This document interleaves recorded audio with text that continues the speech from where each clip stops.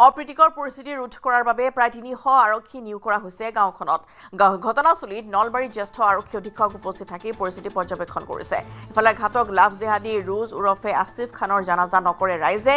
কালাকুছি গাঁৱৰ মুছলমান ৰাইজে ল'লে সিদ্ধান্ত। কেৱল কালাকুছি গাঁওবাসীয়ে নহয়, সমীপৰ কেইবাখনো গাঁৱৰ ৰাইজে জানাজা নকৰাৰ সিদ্ধান্ত গ্ৰহণ কৰিছে।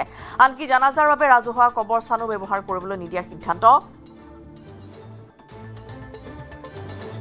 পশ্চিম খাটাৰ কালাকুছি, মাকালগুড়া, কুমাৰীকাটা, চেৰাবাৰী অঞ্চলৰ ৰাইজে সমূহে সিদ্ধান্ত গ্ৰহণ কৰিছে যে তেওঁলোকে জানাজা নকৰে। আৰু এই সন্দৰ্ভত আমি বৰ্তমান সংযুক্ত হৈছোঁ উৎপল হালৰ সৈতে। উৎপল, ইতিমধ্যেই ৰোজ ওৰফে আসিফ খানৰ গাঁৱত যিহেতু ৰাইজে জানাজা নকৰাৰ সিদ্ধান্ত এটা গ্ৰহণ কৰা হৈছে, আৰু বৰ্তমান এই পৰিস্থিতি কেনেধৰণে চম্ভালিবলৈ আৰক্ষীয়ে কেনেধৰণৰ ব্যৱস্থা গ্ৰহণ কৰিছে আপোনাৰ পৰা জানিব বিচাৰিম। চাওক ৰশ্মিতা, মোৰ আগফালে হওক বা পিছফালে হওক সতীৰ্থ সহযোগী দেখুৱাইছে ইয়াতে লোকে নৈ পৰিছে। বিশেষকৈ আৰক্ষী প্ৰশাসন মোতায়েন কৰা হৈছে। ইতিমধ্যে দুগৰাকীকৈ SSP, যিগৰাকী বিষয়া বিবেকানন্দ লগতে আন এগৰাকী অতিৰিক্তভাৱে SSP ইয়াতে নিয়োগ কৰা হৈছে। আৰু এতিয়াও প্ৰায় ৩০০ আৰক্ষীয়ে 14 এপিবিয়ান, 24 এপিবিয়ান আৰু 5 এপিবিয়ান, 4 এপিবিয়ানৰ আৰক্ষী আনি ইয়াতে নিয়োগ কৰা হৈছে। আমি পোনে পোনে বিবেকানন্দ দাস ডাঙৰীয়া চিটিৰ পৰা জানিব বিচাৰিম এই যি গোটেই ঘটনা সংঘটিত হ'ল কেনেদৰে লৈছে আপোনালোকে। নাই চাওক, যোনটো ঘটনা হৈছে সেইটো নিন্দনীয় ঘটনা বা অতি দুৰ্ভাগ্যজনক যে এনেকে নৃশংসভাৱে এটাক কৰিছে।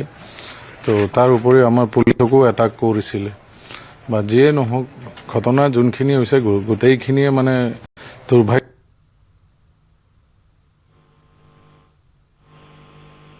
সকলোকে অনুৰোধ জনাম যে ৰাইজো মানে সচেতন হওক বা সজাগ হৈ থাকক, যাতে এনেকুৱা কিবা যদি মানে চিক মেণ্টেলিটিৰ মানুহ আছে, ঘৰৰ মানুহে হ'লেও কিবা হ'লেও যাতে আৰক্ষীক খবৰ দিয়ে বা তেতিয়া আমি অলপ হ'লেও আগতেই ব্যৱস্থা ল'ব পাৰিলোঁ হয়। এতিয়া কেনেধৰণে তদন্তখিনি আগবাঢ়িছে, যিহেতু ডেগাৰখন পোৱা গৈছে নেকি? হয়, এইখিনি পোৱা গৈছে। আমাৰ গোটেই প্ৰচেছখিনি ক্ৰাইমে কৰি আছে। মই একচুৱেলি ল' এণ্ড অৰ্ডাৰটোৱে চাই আছোঁ। এইখিনি প্ৰচেছ কৰি আছে। এতিয়া ৰোজ আলীৰ মৃতদেহ ইয়ালৈকে অনা হ'ব? হয়, ইয়ালৈকে অনা হ'ব। কিমান মান সময়ত আহি পোৱাৰ সম্ভাৱনা আছে? আৰু 1-1.5 ঘণ্টা লাগিব চাগৈ। এতিয়ালৈকে আপোনালোকে থাকিব নিয়োগ কৰিব লাগিব? নিশ্চয় থাকিব। আমাৰ নাই, তেওঁ অকলে আছে। হিতে চালি বুলি এজনৰ কথা ওলাই নাই, সেইটো আমি কোনো আমাৰ যোনটো প্ৰিলিমিনাৰী ইনভেষ্টিগেশ্যন, যিগৰাকী মানে ছোৱালীজনী হস্পিটেলত আছে, একচুৱেলি নাম তেওঁ দুটা নাম কৈছিলে, ৰোজ আৰু আসিফ। সেইটোতে কনফিউজন হৈ আছে যে দুজন আছিলে, কিন্তু মানুহ একেজনেই। কি ব্যৱহাৰ কৰিছিল, কি গাড়ী ব্যৱহাৰ কৰিছিলে তেওঁ? সেইখিনি আমাৰ এতিয়ালৈকে ইনভেষ্টিগেশ্যন চলি আছে।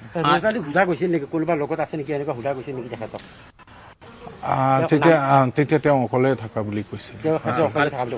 কালি আক্ৰমণ কৰাৰ সময়ত আপোনালোকৰ বাহনো ক্ষতি হৈছে? হয়, ক্ষতি হৈছে। কি ক্ষতি হৈছিলে? বাহনত আমাৰ গুলী লাগিছে আৰু আমাৰ চাব ইন্সপেক্টৰ এজনেও ভৰিত আঘাতপ্ৰাপ্ত হৈছে, কিন্তু মাইনৰ ইঞ্জুৰি আছে। এয়া আছিলে বিবেকানন্দ দাসৰ মন্তব্য। উল্লেখ কৰিছো যে এই স্থানত কিছু সময় পিছতে টহল দিছে। উল্লেখ কৰিছো যে এগৰাকী SSP আনফালে আন এগৰাকী বিষয়া অতিৰিক্তভাৱে নিয়োগ কৰা হৈছে। এনেধৰণৰে এটা পৰিৱেশ দেখিবলৈ পোৱা গৈছে। অৰ্থাৎ উল্লেখ কৰিছো যে এই স্থানত এতিয়া যিহেতু তেখেত বৰ্জন কৰিছে, তাৰ বাবে ৰোজ আলীৰ খুৰাকৰ ঘৰৰ বাসগৃহৰ পিছফালে বিশেষ এটা স্থান নিৰ্ধাৰণ কৰি লৈছে আৰু সেই নিৰ্ধাৰিত স্থানতে জানাজাই হওক বা কবৰ দিয়া হ'ব বুলি উল্লেখ কৰিছে। কালিৰ গোটেই ঘটনা যদি চোৱা যায় যে যেতিয়া ৰোজ আলীয়ে আৰক্ষী প্ৰশাসনকো আক্ৰমণ কৰিছিলে সেই কথা উল্লেখ কৰিছে। ৰোজ আলীয়ে বিশেষভাৱে আক্ৰমণ কৰিছিলে, আৰক্ষীৰ এজন চাব ইন্সপেক্টৰ আঘাতপ্ৰাপ্ত হোৱাৰ কথা উল্লেখ কৰা হৈছে। আৰু লগতে গুলী ফুটাইছিলে এখন বাহন, যি আৰক্ষী প্ৰশাসনৰ নতুনকৈ দিয়া বলেৰো বাহন, যি বৰ্তমান কলা আৰু নীলা কালাৰৰ বলেৰো বাহন দিয়া হৈছিলে, সেই বলেৰো বাহনত ক্ষতি সাধন হৈছে। এনেদৰে এতিয়া বিশাল কনভয় লৈ SSP সকলে টহল দি থকা দেখিবলৈ পোৱা গৈছে। এই যি স্থানত আমি উপস্থিত আছোঁ, এই স্থান গংগাপুৰ বা যদি কোৱা যায় কুমুৰিকাটাৰ পৰা প্ৰায় 3 কিলোমিটাৰ ভিতৰত আহিব লাগে। আৰু ভিতৰত অহাৰ পিছতে এই দেহৰ কালাকুচি পোৱা যায়। আৰু দেহৰ কালাকুচিত একদম সমীপৰ পৰা যেতিয়া আমি ৰাজপথৰ ভিতৰভাগৰ পৰা প্ৰৱেশ কৰি আহিছিলোঁ, একেবাৰে ৰোজ আলীৰ বাসগৃহলৈকে এনেদৰে দীঘলীয়া কনভয়ে এক প্ৰকাৰ টহল দি আছে। আৰক্ষী প্ৰশাসন 300কৈ ইয়াতে আৰক্ষী প্ৰশাসন মোতায়েন কৰা হৈছে, য'ত 14 এপিবিয়ান দৌলাহালত আছে, 4 এপিবিয়ান গুৱাহাটীৰ পৰা অতিৰিক্তভাৱে অনা হৈছে, আৰু ওচৰতে থকা 24 এপিবিয়ান বাক্সাৰ পৰা অতিৰিক্তভাৱে এনেধৰণৰ আৰক্ষী প্ৰশাসন আনি এনেদৰে এতিয়া টহল দিয়াৰ ব্যৱস্থা কৰিছে। সতীৰ্থ সহযোগী কিছু জুম কৰি ওলোটা ফালৰ মোৰ দৃশ্য দেখুৱাবলৈ অনুৰোধ কৰিছোঁ। এতিয়া ঘৰটো দেখুৱাইছে, এইটো আছিলে ৰোজ আলীৰ বাসগৃহ।